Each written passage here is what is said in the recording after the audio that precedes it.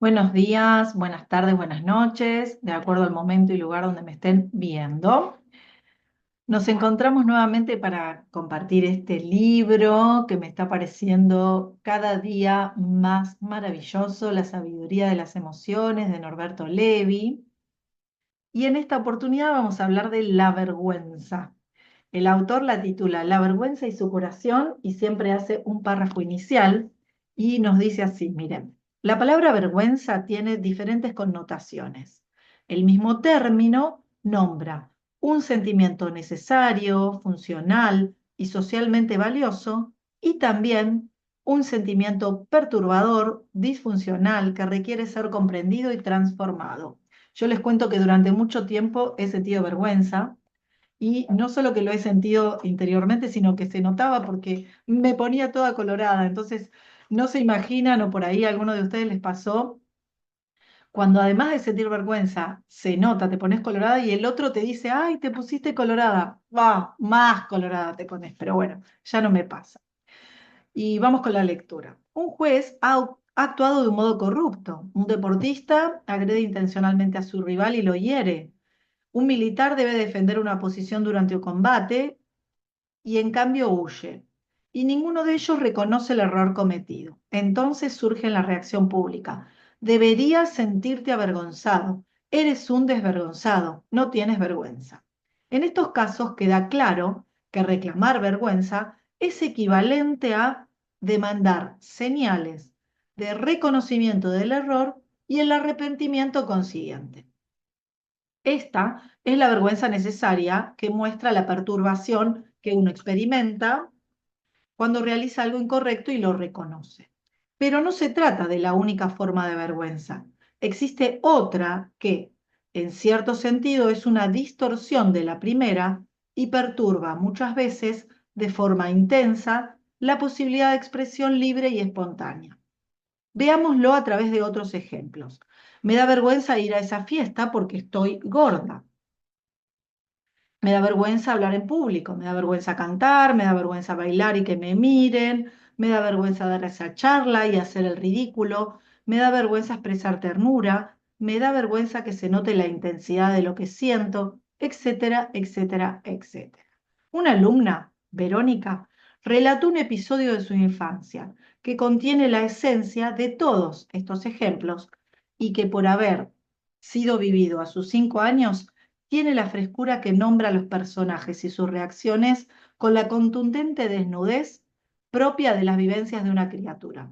Tenía 5 años, empieza a relatar, y volvía en el autobús de la escuela a casa. Estaba sentada en el asiento de atrás con mis compañeros cuando ellos señalaron el chorrito que caía del asiento al suelo. Les dije que ya estaba mojado de antes. Cuando llegamos a mi casa, mi mamá me alzó y sorprendida dijo, cariño, te has hecho pipí. Yo me escondí entre sus brazos como si así pudiera volverme invisible, desaparecer, no estar ahí, mientras oía que la maestra decía, de modo que ella era quien se había hecho pipí, y decía que el asiento estaba mojado. Y los chicos riendo y cantando, Verónica se ha hecho pipí, Verónica se ha hecho pipí, la mejor del curso se hace pipí. Esos instantes para mí fueron siglos. Parecía que el comentario de la maestra y las burlas de mis compañeros habían detenido el tiempo. Ya en casa todavía me acompañaba, no podía oírlo, no podía dejar de oírlos. Sentía vergüenza, humillación, me sentía descubierta y en falta. Creía que de ahí en adelante mi vida ya no sería la misma. Sería señalada por todos por ser la mejor alumna del curso y haberme orinado encima. Dos situaciones para mí absolutamente opuestas y excluyentes, o la una o la otra, y se juntaban en una sola persona. Lo único que se podía esperar era la exclusión y el aprobio. Enfrentar nuevamente a la maestra y mis compañeros me parecía imposible. Recuerdo que por varios días no quise volver a la escuela. Podríamos describir más ejemplos de vergüenza, pero este es uno de los prototípicos, pues contiene todos los personajes que cumplen las funciones básicas del escenario de la vergüenza. En cada nuevo ejemplo podríamos encontrar otras escenas y otros personajes, pero sus componentes funcionales serían los mismos. Veamos cuáles son. Uno, existe una performance en el sentido de habilidad con la que se lleva a cabo una acción o una tarea. En el ejemplo era la capacidad de Verónica de controlar sus esfínteres. Dos, existe una imagen valorada que la persona siente que el grupo ya tiene acerca de ella o bien ella aspira a producir. En este caso, Verónica era la mejor alumna y eso la hacía sentirse valorada y querida por sus compañeros. Tres, se produce un fallo en la acción de forma imprevista. Que muestra públicamente un aspecto de Verónica menos desarrollado, más torpe, muy alejado de esa imagen de mejor alumna, entre comillas. A través de la madre, todos se enteran de que Verónica se ha hecho encima.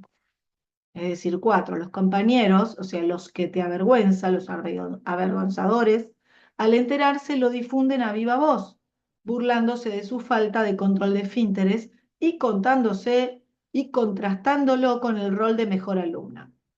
Y por último, Verónica, que es la avergonzada, no puede integrar esos dos aspectos, o sea, la mejor alumna por un lado y la que se ha orinado por el otro.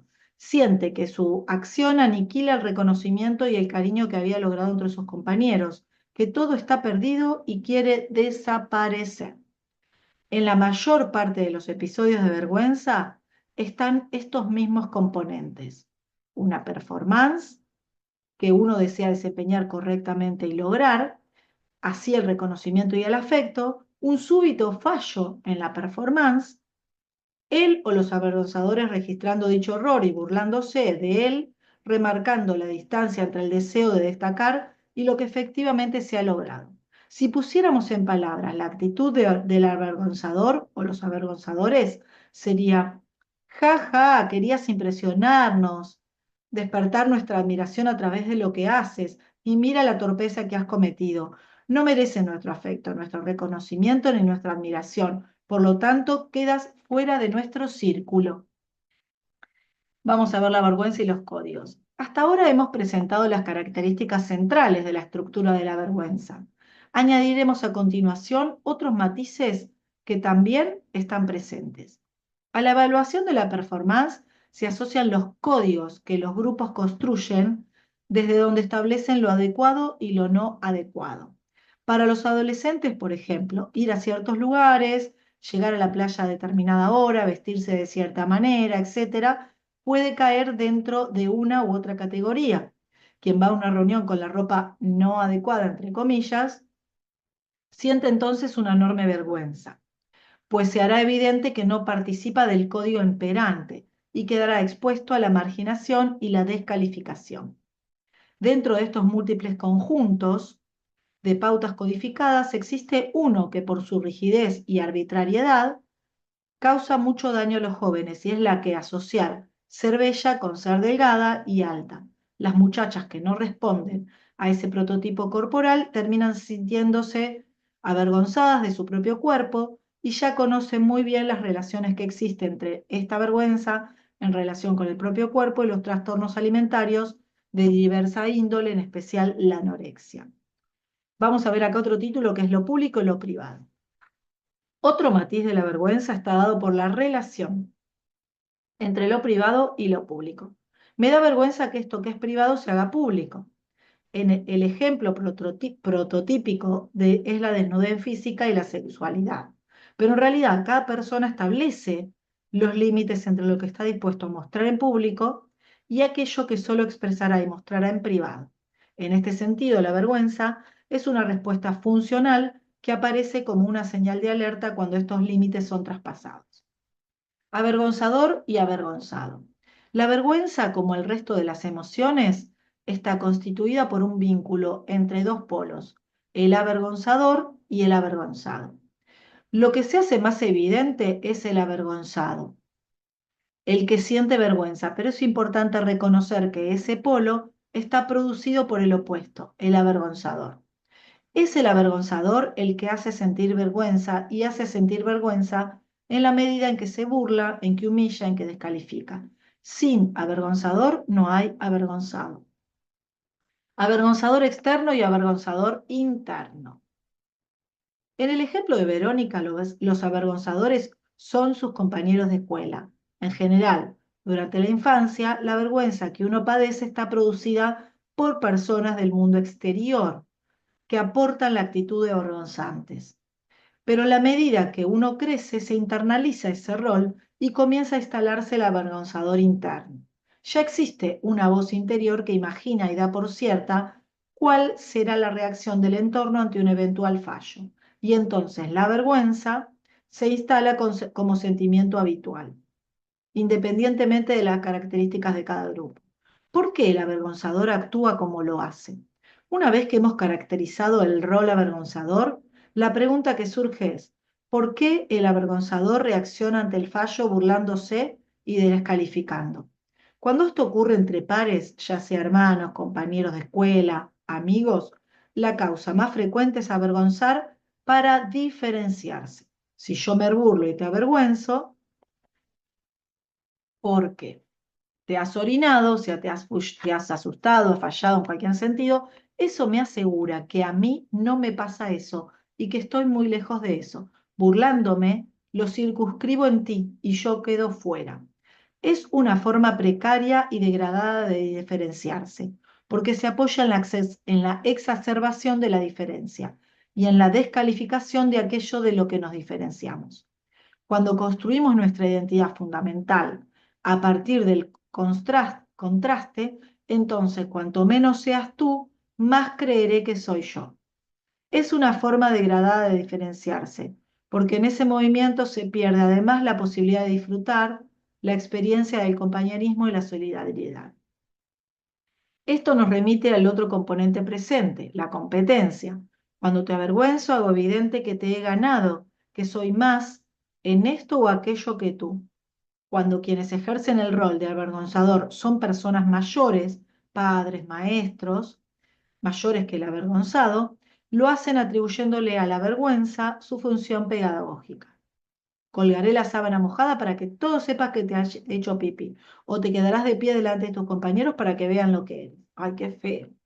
Bueno, estas actitudes se apoyan en la creencia según la cual si padecemos intensamente la vergüenza, eso nos motivará a corregirnos. Afortunadamente, ya existe una comprensión suficiente del error de esta creencia y se reconoce que la humillación de la vergüenza deja mucho dolor, mucha retracción, mucho resentimiento y que no es en ningún sentido un estímulo genuino para un aprendizaje sostenido.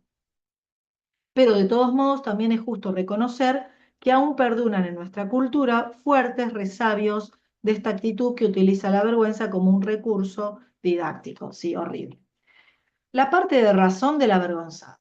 Lo que hace al avergonzado particularmente dañino es que en su mensaje están simultáneamente presentes una parte de razón y una de error. En efecto, el fallo que señala es cierto. Verónica se ha orinado. La ropa del muchacho de la reunión no coincidía con la del código que ese grupo requería, etc. El error en la performance efectivamente existe y ese fallo es lo que suele poner en evidencia un aspecto poco desarrollado del aspecto avergonzado. El problema es que el avergonzador lo señala de un modo burlón, humillante, descalificador. Ese es su componente de error. Ese doble contenido tan altamente contradictorio es lo que confunde y paraliza al avergonzado.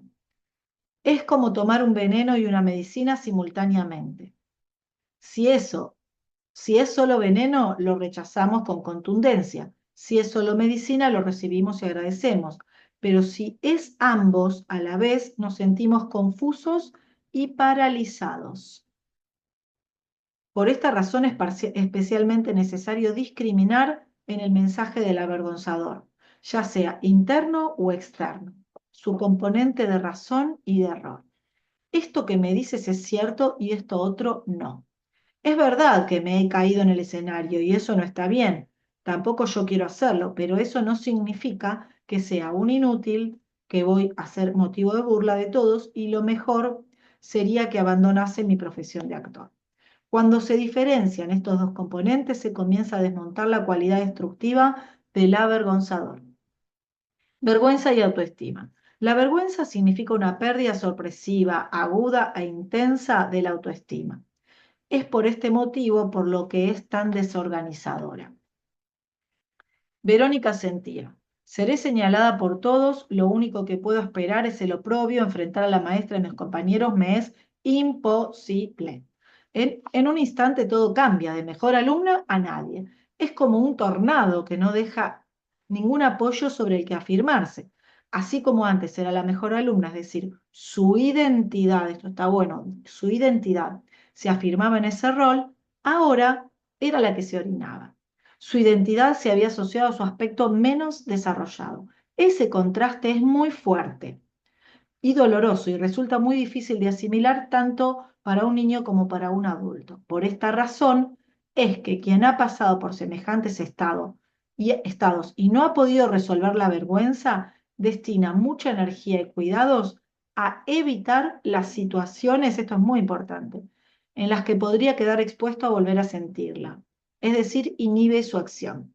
Esto creo que me ha pasado a mí durante mucho tiempo. Ampliaremos las relaciones entre autoestima e identidad cuando presentemos la significación del sentido del humor en la curación de la vergüenza. Protagonismo versus perfeccionismo. La vergüenza está íntimamente relacionada con el perfeccionismo y se manifiesta en proporción inversa al placer de protagonizar. Si una persona disfruta mucho el protagonismo y no es perfeccionista, estará muy escasamente expuesta a la vergüenza como factor inhibitorio, porque el deseo de protagonizar permite neutralizar la vergüenza. Si uno siente que lo que quiere es estar en el escenario y que no le importa mayormente lo que digan, porque lo que quiere es estar ahí, entonces el deseo de protagonismo supera el eventual reclamo del perfeccionismo y uno no inhibe su expresión. ¿Cómo se cura la vergüenza? Hemos observado que la vergüenza tiene muchos matices y facetas. En este capítulo nos centraremos en la resolución de la vergüenza, que inhibe la acción de mostrarse y expresarse, pues es la más frecuente, la que más trastornos produce y la que más necesita ser comprendida y resuelta. Por ejemplo, me da vergüenza que me saquen fotos, me da vergüenza bailar, me da vergüenza cantar, hablar en público, etc. Es importante revisar cómo es el avergonzador interno, el mismo que yo me digo de cada uno.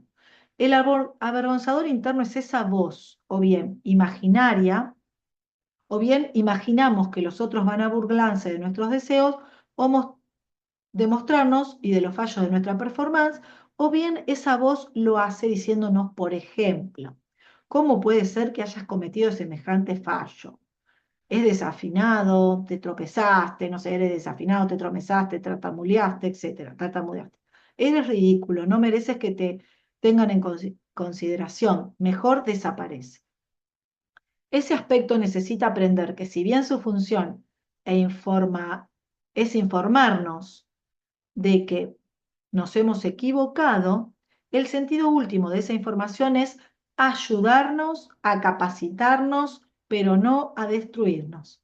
El aspecto avergonzador actúa como si la vida fuese una serie ininterrumpida de escenas de examen. Y ante cada situación que a uno le toca protagonizar, él funciona como un severo profesor que nos enseña, que solo examina y aprueba o reprueba. Reprobar significa aquí burlar, descalificar, excluir.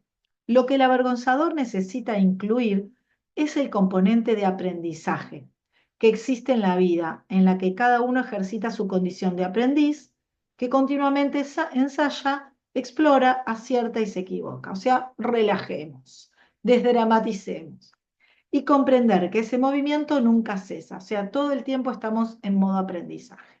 Por lo tanto, cada error no es la causa inexorable de un suspenso escandaloso, sino una oportunidad más, entre otras, de seguir aprendiendo.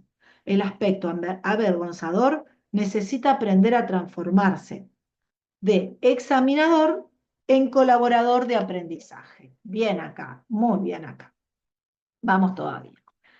Esto nos remite a otro punto significativo de este proceso, la identificación y la desidentificación. Ahondaremos en estas ideas. Verónica sentía: o soy la mejor alumna o soy la que se orina. La noción del yo queda frecuentemente asociada a algún aspecto parcial, no soy todo, parcial, de la totalidad de lo que somos, o sea, me identifico con una partecita. Ese es el mecanismo de identificación. Y según sea el aspecto con el cual identifico mi yo, será la percepción que tenga de mí mismo, o la mejor alumna o la que se orina. Si funciono con mecanismos de identificación masivos, intensos y excluyentes, quedo, entre otras cosas, muy expuesto al sentimiento de vergüenza desorganizadora. Verónica decía, si soy la que se orina, entonces lo que me cabe es el oprobio y no puedo volver a enfrentarme con mis compañeros ni con la maestra. Este es un excelente ejemplo de identificación masiva y excluyente. Si bien es razonable que me identifique con aquel aspecto de mí que está actuando en un momento dado, es importante considerar cuánto dura dicha identificación, es decir, qué capacidad tengo de tomar distancia e iniciar luego el movimiento de desidentificación. Si ingreso al salón de un congreso en el que haré una exposición y mientras camino hacia el escenario resbalo y me caigo y todos los papeles vuelan por el aire, esa es sin duda otra de las escenas prototípicas de vergüenza. Mientras me caigo y cuando estoy en el suelo, por supuesto que soy yo quien está ahí y a quien le está pasando esto. Pero es interesante observar cuánto tiempo permanezco en esa actitud de identificación. Si es prolongado y no salgo de ahí, qué torpe que he sido, cómo he podido caerme y zaraza, zaraza. Seguramente mi ánimo quedará afectado y tal vez no pueda concentrarme en mi exposición ni sea capaz de realizar un buen trabajo. Eso es cronificar y padecer la identificación con quien se cayó. La otra posibilidad es que, si bien reconozco que soy yo quien se ha caído, también puedo percibir que mi yo no se agota en ese que se ha resbalado y que por lo tanto puedo mirar desde el resto de mí a quien se ha caído y en ese momento me desidentifico de él. Me ha ocurrido eso, pero yo no soy eso. Cuando comprendo esta realidad y he desarrollado además una actitud asistencial hacia mí mismo, puedo mirar amorosamente a quien se ha caído y encontrar incluso los aspectos graciosos o simpáticos de ese suceso, compartirlo con el público y eventualmente reírnos juntos. Lo que se ha expuesto, es una descripción muy resumida de los mecanismos psicológicos que permiten experimentar aquello que habitualmente llamamos sentido del humor. Esto implica también transformar la calidad del aspecto que en mí se encarga de reconocer el error cometido, transformarlo de avergonzador, humillante en testigo amoroso, qué hermoso testigo amoroso, que puede aprender y eventualmente divertirse con aquello que le toca vivir. Cuando esta transformación interior se instala y consolida, ya no inhibo mi acción y comienzo a vivir la alegría de participar, de protagonizar, que es, como se ha dicho, otro eficaz antídoto de la vergüenza inhibidora. Todos estamos expuestos a atravesar una situación que nos produzca vergüenza. Mientras actuemos en el mundo, estamos expuestos a tener fallos imprevistos en una performance o no acertar con el código de pautas, etc. La vergüenza comienza a curarse cuando uno está dispuesto a correr el riesgo porque se siente con recursos para sobrellevar ese riesgo, esa situación en el caso de que ocurra. Es decir, la vergüenza se convierte en emoción conflictiva cuando inhibe la acción, cuando uno no deja de expresarse a causa de la vergüenza. El deseo de gustar. Además de los motivos particulares que producen vergüenza, hay un motivo que es en general y que está por encima de todos los temas particulares. Si pusiéramos en palabras dicha actitud sería, a ver acá, tengo vergüenza de que se advierta que mi deseo de expresarme, de mostrarme, de hacerlo bien, para lograr que me acepte, me reconozcan, me quieran o me admiren. Este deseo, si no ha sido legitimado interiormente, suele ser el que más vergüenza produce. La persona que lo siente tiende a creer que a ella es la única a quien le sucede o que le da demasiada importancia a su participación pública y sus repercusiones y que a los otros no les ocurre lo mismo. Todo esto muestra a las claras que dicha persona no ha legitimizado su deseo, universal por toda parte, de mostrarse, de gustar y de ser reconocida. Es interesante revisar qué grado de legitimidad interior tiene en cada uno este deseo. Durante el proceso de elaboración de su vergüenza, Víctor relató: estaba por cantar por primera vez en público y empecé a sentir que me ponía tenso, me ponía rojo. Entonces me acordé de lo mucho que trabajamos y antes de que ese estado siguiera creciendo, me acerqué al micrófono y dije: la verdad es que me siento muy nervioso. Tengo muchas ganas de hacerlo bien y que a ustedes les guste lo que voy a cantar. Después de decirlo, la vergüenza que me oprimía remitió y desapareció el sonrojamiento. Una de las señales físicas más frecuentes de la vergüenza es ruborizarse, lo que me pasaba a mí. Luego, uno teme no solo la escena que avergüenza, sino el ruborizarse así. Así el trastorno se ha denominado eritrofobia. No sabía que tenía un nombre. El rubor es el aumento del riesgo del riego sanguíneo que recorre la cara y la cabeza. A ver, la explicación que no me la acuerdo. Dicho aumento de riego expresa el deseo de estar presente. Si no he legitimado